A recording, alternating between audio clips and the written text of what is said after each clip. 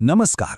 पालक आणि मुलांचं नातं तसं म्हटलं तर खूप सुंदर, पण कधीकधी यात एक अशी गडद बाजू लपलेली असते जिथे पालकांच्याच इच्छा मुलांच्या भविष्यावर भारी पडतात. आज आपण अशाच एका शक्तिशाली मानसिक संकल्पनेचा शोध घेणार आहोत, जिची मुळं आहेत प्राचीन पौराणिक कथांमध्ये, जिला साहित्याने एक नवं रूप दिलंय आणि जी आजही आपल्या कौटुंबिक संबंधांवर एक वेगळाच प्रकाश टाकते. आता बघा, एडिपस कॉम्प्लेक्सबद्दल तर आपण सगळ्यांनीच ऐकलंय की नाही, जिथे मुलगा वडिलांना एक प्रकारे प्रतिस्पर्धी मानतो. पण कधी विचार केलाय का की हेच नातं जर पूर्णपणे उलटं झालं तर काय होईल? आज आपण बोलणार आहोत ययाती कॉम्प्लेक्सबद्दल, जिथे वडीलच आपल्या मुलाच्या तारुण्यावर, त्याच्या भविष्यावर हक्क गाजवू पाहतात. हा फक्त एक उलटा प्रवास नाहीये, तर हा आपल्या नात्यांमधल्या एका अत्यंत गुंतागुंतीच्या आणि अस्वस्थ करणाऱ्या वास्तवाचा आरसा. चला तर मग या रिव्हर्स इडिपस संकल्पनेच्या जरा मुळाशी जाऊया. म्हणजे नेमकं काय आहे? हा काही फक्त एक साधा भावनिक संघर्ष नाहीये, ही तर एका पित्याच्या स्वार्थी त्यागाची कहाणी आहे. आपण जरा अजून खोलात जाऊन समजून घेऊया की ही मानसिक गुंतागुंत आहे तरी काय. तर हा ययाती कॉम्प्लेक्स नक्की आहे काय? अगदी सोप्या भाषेत सांगायचं झालं तर ही एक अशी मानसिक स्थिती आहे जिथे पालक कळत नकळतपणे स्वतःच्या अपुऱ्या राहिलेल्या इच्छा, आपली स्वप्न पूर्ण करण्यासाठी आपल्या मुलांच्या आणि त्यांच्या भविष्याचाच बळी देतात. ही संकल्पना खास करून भारतीय मानसशास्त्रज्ञांनी आपल्या संस्कृतीतल्या नात्यांची गुंतागुंत उलगडण्यासाठी वापरली आहे. आणि हो, सगळ्यात महत्त्वाचं म्हणजे इथेच ही संकल्पना इतरांपेक्षा वेगळी ठरते. म्हणजे बघा, यात मुलाच्या वागण्यावर किंवा त्याच्या चुकांवर कोणी बोट ठेवत नाही, अजिबात नाही.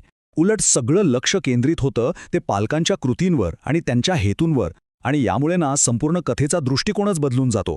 पण एक प्रश्न पडतो की ही संकल्पना मानसशास्त्रात इतकी पॉप्युलर झाली कशी? याचं उत्तर खरं तर दडलंय साहित्यात. चला तर मग या संकल्पनेच्या आधुनिक साहित्यिक मुळांपर्यंत पोहोचूया, जिथे वि.स. खांडेकरांच्या एका जबरदस्त पुरस्कार विजेत्या कादंबरीने या प्राचीन कथेला पुन्हा एकदा सगळ्यांसमोर आणलं. आणि ती कादंबरी म्हणजे दुसरी तिसरी कोणती नाही तर वि.स. खांडेकरांची ययाती. 1959 साली ही कादंबरी आली आणि तिने अक्षरशः धुमाकूळ घातला. खांडेकरांनी महाभारतातली ही कथा फक्त पुन्हा सांगितली नाही, तर त्यातील प्रत्येक पात्राला एक नवी मानसिक आणि भावनिक ओळख दिली. असं म्हणायला हरकत नाही की खांडेकरांच्या लेखणीमुळेच ही प्राचीन कथा आधुनिक काळात पुन्हा जिवंत झाली. आणि विचार करा, या कादंबरीचं साहित्यिक महत्त्व किती मोठं असेल की 1976 साली तिला भारतीय साहित्यातला सर्वोच्च सन्मान म्हणजे ज्ञानपीठ पुरस्कार मिळाला.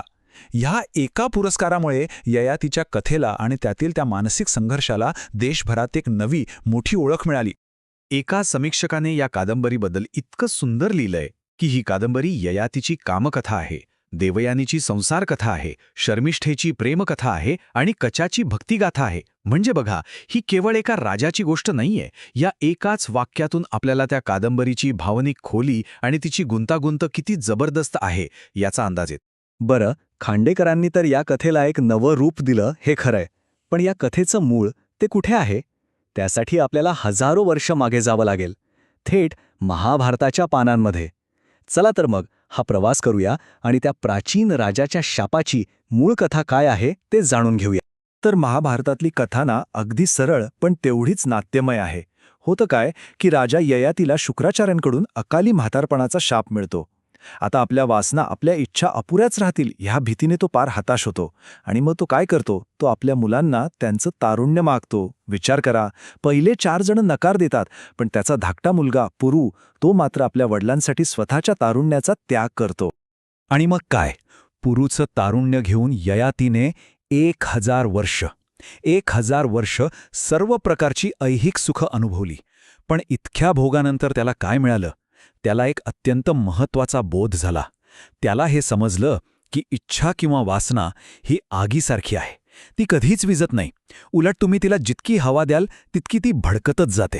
ही कथा आपल्याला एका अशा प्रश्नासमोर आणून उभी करते जो आजही तितकाच महत्त्वाचा आहे, की जेव्हा एखादा पालक स्वतःच्या अपूर्ण इच्छांसाठी, स्वतःच्या सुखासाठी आपल्या मुलाचं भविष्यच पणाला लावतो, तेव्हा त्या नात्याचं काय होतं?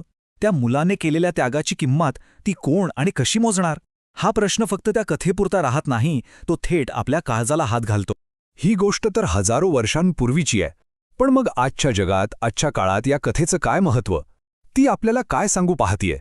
चला, या शेवटच्या भागात आपण हेच पाहूया की वासनेची ही जी किंमत आहे ती आजही आपल्याला काय शिकवून जाते. आणि गंमत म्हणजे ययातीची कथा ही काही एकटी दुकटी नाहीये. आपल्या भारतीय पुराणांमध्ये हा एक पॅटर्नच दिसतो. मुलांनी पालकांसाठी केलेल्या त्यागाची अनेक उदाहरणं सापडतील. आठवून बघा, भीष्मांनी वडिलांच्या सुखासाठी आजन्म ब्रह्मचर्याची प्रतिज्ञा घेतली, किंवा प्रभू रामाने वडिलांचं वचन पाळण्यासाठी 14 वर्षांचा वनवास भोगला. म्हणजे मुलांकडून त्यागाची ही अपेक्षा आपल्या कथांमधून वारंवार डोकावत राहते. आणि ही कथा फक्त पुराणांपुरती नाही, ती आजच्या आधुनिक जगालाही एक मोठा आरसा दाखवते. ययातीची सुखासाठीची ती कधीही न संपणारी भूक, ती आजच्या कन्झ्युमरिस्ट कल्चरचं, आपल्या ग्राहकवादी संस्कृतीचं एक अचूक प्रतीक नाही का? जिथे नवीन गाडी, लेटेस्ट फोन, नवनवीन फॅशन म्हणजे अजून हवं ही भावना काही संपतच नाही. ही कथा त्या न संपणाऱ्या हव्यासाची एक धोक्याची घंटा आहे. आणि शेवटी या सगळ्या चर्चेचं सार, या संपूर्ण मंथनाचं सार आपल्याला वि. स. खांडेकरांच्या एका वाक्यात मिळतं. वासना ही अशी गोष्ट आहे जिचा आपण जितका उपभोग घेऊ तितकी ती फोफावत जाते. किती खरं आहे? हे एक असं कालातीत सत्य आहे जे आपल्याला इच्छा, समाधान आणि त्याग यांच्या नात्यावर पुन्हा एकदा खोलवर विचार करायला भाग पाडतं. यावर नक्की विचार व्हायला हवा.